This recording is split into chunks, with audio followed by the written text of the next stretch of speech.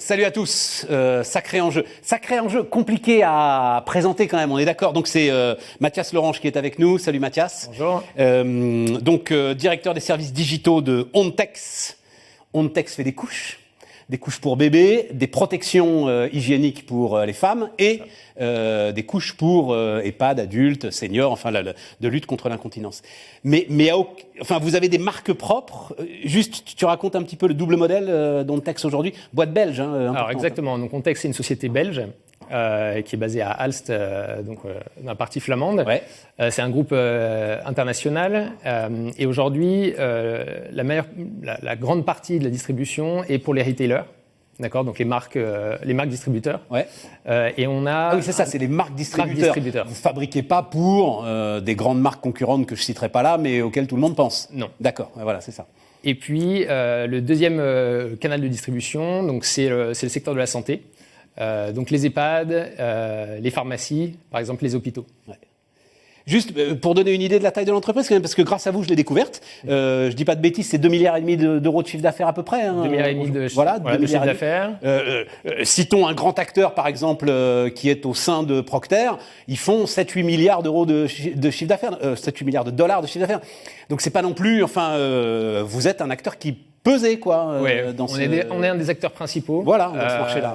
Voilà, et surtout indépendant. Et indépendant. Parce que les autres grandes marques qu'on connaît, c'est soit Procter, soit... Tout à fait. Alors, on est coté à Euronext. C'est ça. Voilà, et on vient d'intégrer le BEL ESG. Et donc là, on va parler d'industrie. C'est-à-dire qu'aujourd'hui, si tu es là, Mathias, c'est pour justement décrire une nouvelle ligne de production qui s'adresse plus d'ailleurs à l'incontinence, plus aux seniors, qu'aux bébés ou qu'aux protections hygiéniques pour les femmes. Alors, c'est ça. Donc, c'est une nouvelle solution digitale à destination principalement des EHPAD et des hôpitaux, et qui est une solution de l'ange connecté qui va permettre, d'augmenter grandement la dignité des résidents dans ces EHPAD, et de réduire la charge de travail chez les soignants. Voilà, donc pour réallouer cette charge de travail réduire la charge de travail, on n'a aucun problème, pas besoin d'expliquer. Mais connecter, c'est-à-dire comment ça se passe? Il y a de l'intelligence qui est injectée au sein du système. Exactement, donc on a intégré un circuit imprimé qui est de l'encre conductive dans la couche, dans la protection d'incontinence. Et on lie ça à un petit capteur, un clip-on, on appelle ça un clip, qui se clipse sur la couche et qui va transmettre le niveau de saturation directement dans le cloud à nos applications. Parce que, alors on va pas faire de dessin, je dis c'est un sujet compliqué, en même temps c'est un sujet qu'il faut affronter. Beaucoup de ces seniors, notamment dans les EHPAD, enfin on va dire certains de ces seniors, notamment dans les EHPAD, ne sont eux-mêmes plus capables de savoir ce qui se passe dans leur corps. Voilà, on va le dire comme ça, du fait de maladies dégénératives, etc. C'est à cet élément-là que vous apportez une réponse. Exactement.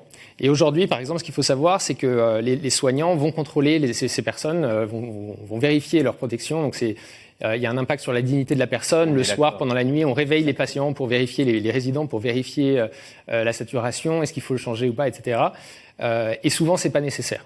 Donc ce qu'on a vu lors des pilotes, c'est qu'aujourd'hui, avec cette solution, et c'est pour ça je suis vraiment content que nos équipes travaillent dessus, on a vu lors des pilotes des personnes qui peuvent dormir toute la nuit.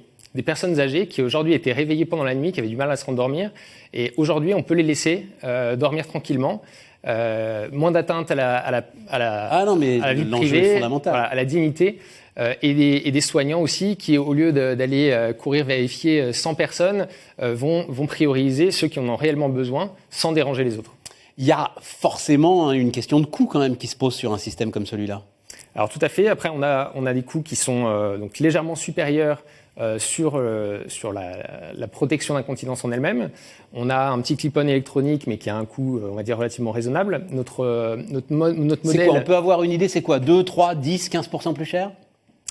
Alors sur les protections, j'ai pas les chiffres en tête, mais c'est plutôt 2 ou 3% que 10 c'est un ou 15, montant qui est raisonnable. Qui est raisonnable. Et on a un modèle sur les applications qui est un modèle d'abonnement. Donc applications, celles-là, elles sont entre les mains des soignants. Tout à fait. Ouais. Tout à fait.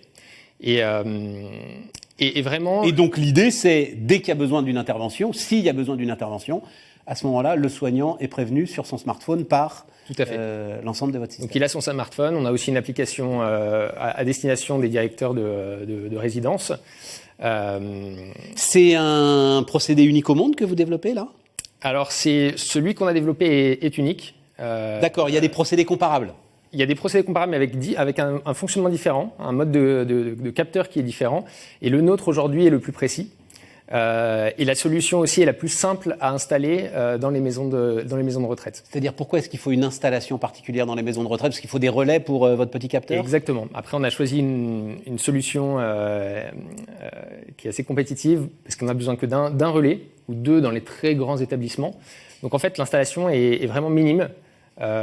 Et presque plug and play. On installe notre relais et ensuite c'est longue distance avec très faible consommation d'énergie. D'accord, je vois bien le truc. Donc ça fonctionne comme un objet connecté en fait. Hein. C'est un objet connecté. C'est un objet connecté pour la santé. Et qui donc doit tourner sur un réseau. Alors maintenant on parle de réseau 0G d'ailleurs, hein, qui sont très voilà. C'est ça, LoRaWAN. Exactement, voilà, qui demande très peu d'énergie. Tout à fait. Et donc permettent d'émettre le signal. Non, parce que je pense furieusement au Japon quand même, mais je crois que c'est il y a une dizaine d'années que j'avais vu ce chiffre qui m'avait fait frémir, qu'on vendait maintenant plus de dispositifs contre l'incontinence au Japon que de couches pour bébé, ce qui est finalement normal, ce qui sans doute arrivera aussi à la vieille Europe. Il n'y a pas des concurrents au Japon justement qui sont sur des dispositifs. En plus, on sait la force industrielle et technologique qu'ils ont. Sur des dispositifs pour l'instant, on a identifié quelques concurrents avec encore une fois des modèles différents. Ouais. Mais on a d'après nos pilotes, on a vraiment un positionnement qui est unique et une précision, parce que c'est vraiment ça qui est important, c'est de ne pas alerter des soignants pour rien au mauvais moment. Et là-dessus, on a vraiment la plus grande précision. Ça veut dire qu'aujourd'hui, alors j'ai quand même, moi, grâce à vous, appris un chiffre que j'imaginais pas, c'est-à-dire en France, et simplement en France, là on va parler des couches pour bébés, c'est 3 milliards de couches par an qui sont consommées. Effectivement. Donc il doit y avoir ne serait-ce que des sujets de recyclage qui sont très importants. Mais bref, aujourd'hui votre recherche-développement, elle est davantage concentrée sur les seniors ? Parce que c'est sans doute là que sont peut-être les urgences les plus importantes, où on s'en est moins occupé que sur les nouveau-nés ? Aujourd'hui, typiquement, il y a des problématiques qui n'ont pas été adressées. Quand on a fait l'étude de marché il y a 5 ans sur cette solution, sur Horizon, spécialement sur ces établissements pour les personnes âgées, c'est vraiment là où on s'est dit il faut faire quelque chose. Donc, on a investi à la fois sur la recherche et développement sur la partie produit, donc produits physiques, la protection incontinence, et en parallèle aussi sur la partie digitale. Et en liant les deux, on est arrivé à créer cette solution. C'est des sujets qu'il faut adresser, hein. Même s'ils ne sont pas simples.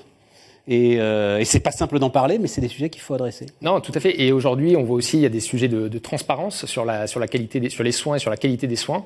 Et ce genre de solution répond aussi à ces enjeux que l'on voit apparaître aujourd'hui. En termes d'outils industriels, ça complexifie un peu la donne, non, quand même. C'est-à-dire que déjà, en fait, ça aussi, j'ai découvert ça grâce à vous.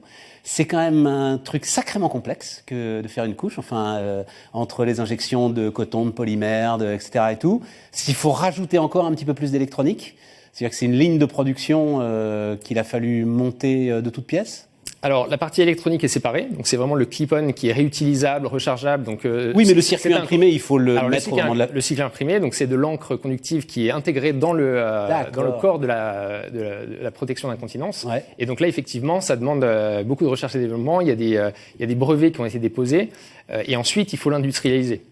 Donc ça, c'est effectivement, c'est des années de travail pour pouvoir arriver ensuite à une production à haute vitesse sur nos lignes de production. Lignes de production qui sont installées où aujourd'hui ? Alors aujourd'hui, on a 17 sites un peu partout dans le monde, mais notamment en Europe. Et on a notamment une usine à Dourges, donc dans la filiale française de Dontex.